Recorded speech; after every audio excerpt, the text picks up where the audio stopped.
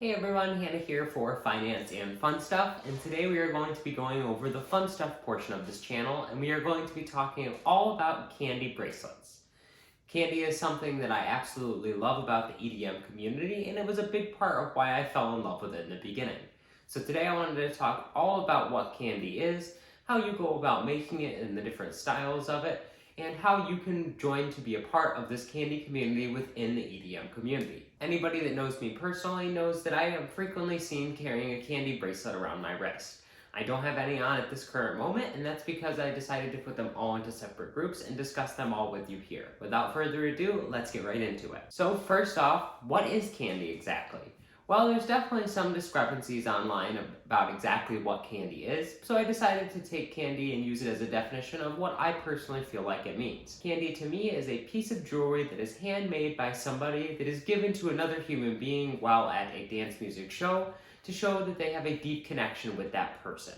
Obviously, there can be Kandi that is made outside of these bounds, and there can be Kandi that is not handmade, and you can give Kandi to people willy-nilly.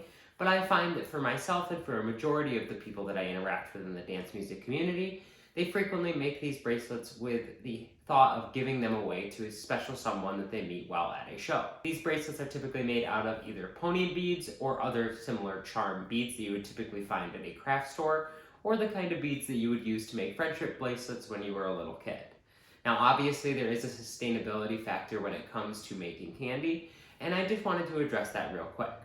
First of all, I think that what's most important is spreading joy into the world and making people happy. So at the end of the day, if the only thing you can afford or have access to are materials that are not sustainable, but it brings both you joy and the people that you are giving the Kandi to joy, then I see nothing wrong with that situation. That being said, if you have the money and means to be able to use possibly recycled beads or string to be able to use that for your Kandi making materials, or if you have the ability to buy these pony beads and charm beads secondhand, that can be a great way to use the aesthetic of what is typically seen in the Kandi community without having to buy those products brand new and create more waste. Typically it is seen in the EDM community that you wear these bracelets even when you are not at a show.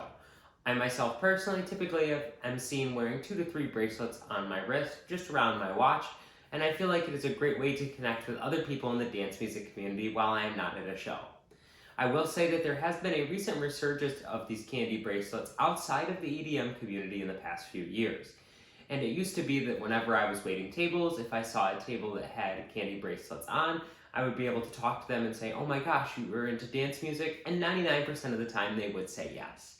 However, now with the recent resurgence of these being used as friendship bracelets, it is not as common for people to be into the EDM community. And so I tread a little bit more warily when I ask people about whether or not they are into dance music. And generally, you can tell from the vibe of a certain person if they are into that community as well. But it never hurts to ask, and even if you are disappointed with the answer somebody gives, you never know, you might make a positive impact on somebody. You may be able to give them a bracelet and get them into the dance music community as a whole. So without further ado, I'm going to go into showing off some of the bracelets that I have here with me. So I decided to separate all of the Kandi in my collection into these neat little categories.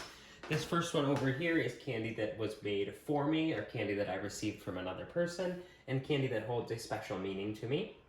This Kandi here is Kandi that I made myself, and I plan on giving away to other people at shows in the future, and I may have made for shows in the past and just didn't get around to handing out that much Kandi. And last but not least, we have the perler beads over here. I only ended up putting one of these on a bracelet, and I have yet to give that one away, but I haven't, just because I haven't found the exact right person to give it to. And I did make a bunch of extra perler beads back when I was into this, when I was making them with my friend Candace. But I unfortunately have not added those to any bracelets yet. I felt that they were just a little too bulky to give to the average person. So starting off with the Kandi that I was given by other people, starting off we have this face mask that I was given by my friend Candace, who actually got me into the EDM community as a whole. And she made this mask for me and I absolutely love it. You would have seen me wearing this mask very frequently back in the old days of when I first got into EDM, somewhere around 2014 to 2017. I would wear this mask at absolutely every single show, and I do still wear it frequently as well. This is one that is a little bit more difficult to make, and it is something that I haven't even thought about doing, as I simply cannot do anything past the original bracelets. I will say that these masks, while they are colorful and fun, they unfortunately do not offer the same protection as a typical surgical or cloth mask, and so if you are going to be using them at a show where you are going to be wearing a mask, please remember to wear a mask underneath it that is actually going to protect yourself against others and protect others against your breath if you are choosing to wear one at a show or if the show requires it. Next up, we move into this blue bracelet that says Wild for the Night. I was given this bracelet at Lost Lands this very last year, and this one holds a special place in my heart. It took a lot out of us to be able to go to Lost Lands, and we ended up only going for a single day. And to be able to be given this piece of candy from somebody who was very nice that I met down in the crowd during the Excision throwback set, this one holds a special place in my heart, and this is one of the ones that I am frequently seen wearing on a daily basis at this time. Next up, we have this one that says Star Garden and has a bunch of fun charms on it of stars.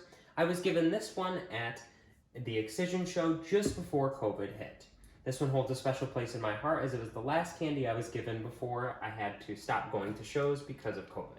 Next up, we have this fun yellow, orange, and white one that says Raw Dog. This one I was given to when I went and saw Hesh and Level Up down in Scranton, Pennsylvania during my first show at that stage. When I saw them there, I met somebody while I was up on the balcony raging, watching the show, and they gave me a piece of candy. I decided to give them a very special piece of candy that I had made for EDC when I went in 2016 that I had been holding on to for a very long time, as it was the first trade post-COVID.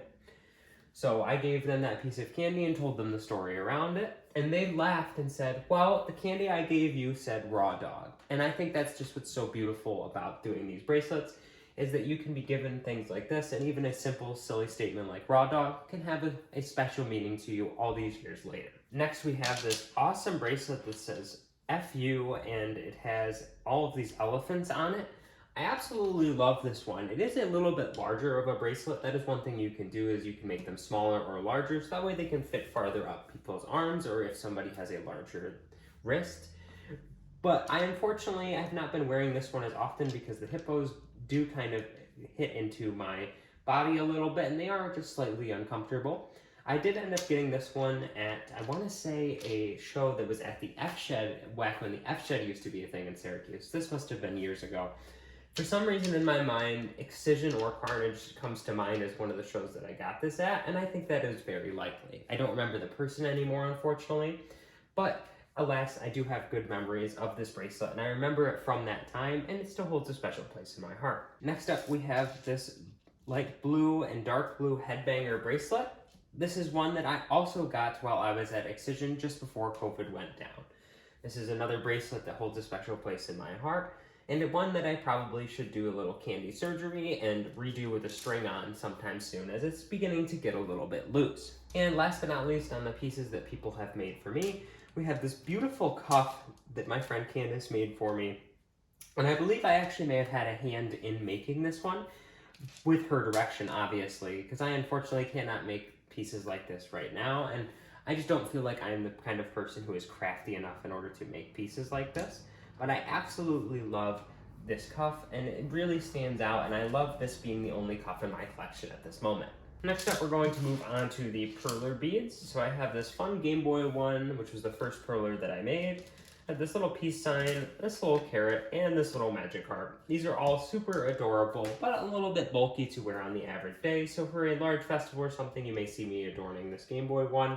And I will definitely get this magic heart one strung up to be able to put on a necklace to give to somebody away at a future festival. And last but certainly not least, we have all of the candy that I have made myself to give away at shows.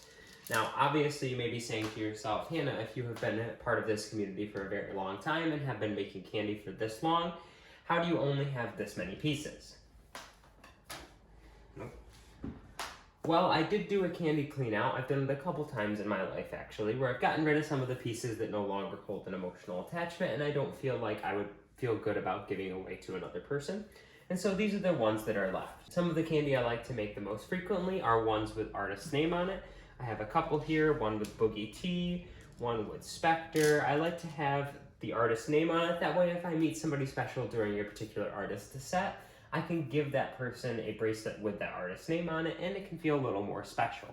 Likewise, I also have a quote from one of his Boogie T's songs, "I Smell Like Money" here, and that was the inspiration for these Smoke On and Ganja ones as well. This major laser one that I made for EDC back in 2016, and I have yet to give it away to anybody yet. I think it's overdue for a restring, and once I get it restring, I may redo some of the letters as well, so that way I can give it away to somebody special. And the last one with any text on it, I have this Rave Sober bracelet. I use this when I go to shows that I am trying to stay mostly sober or entirely sober at, and I feel like carrying this message on my wrist allows me a little bit extra strength to stay sober when I'm at a show. And lastly, we have all of these different bracelets that I have made just from fun, different colors. These ones I don't typically tend to give away unless I don't have any more bracelets left for that day of the show or festival, but it's nice to have some extra bracelets, and the color variety in all of these bracelets I find is very nice as they stack up on my arm. Well, that's all I have to say on the topic of Kandi bracelets. I hope that you enjoyed this video, as Kandi is something that is extremely special to me, and as many of you know who I have traded Kandi bracelets with, it is something I try to do to leave my mark upon the people that I share a deep connection with. If you enjoyed this video, please make sure to give it a like, as that really helps my videos spread out around YouTube and let more people see it. If you enjoy seeing videos from me on a regular basis, make sure you hit that subscribe button and the notification bell. That way you can be alerted every single time I upload a video, whether it's about the finance or fun stuff side of this channel. And last but not least, I would love to hear from all of you about your experience with the Kandi bracelet industry and whether or not you have gotten these gifted at you at particular shows, and what Kandi to you holds a special meaning, or even if you are not a member of the dance music community, how you feel about this whole scene. I believe the tenets of Kandi making in both the kindness and warmness of giving away something that you handmade to somebody else just because they made you smile is something that can be brought into other aspects of life as well. Thank you all so much for watching, and take care.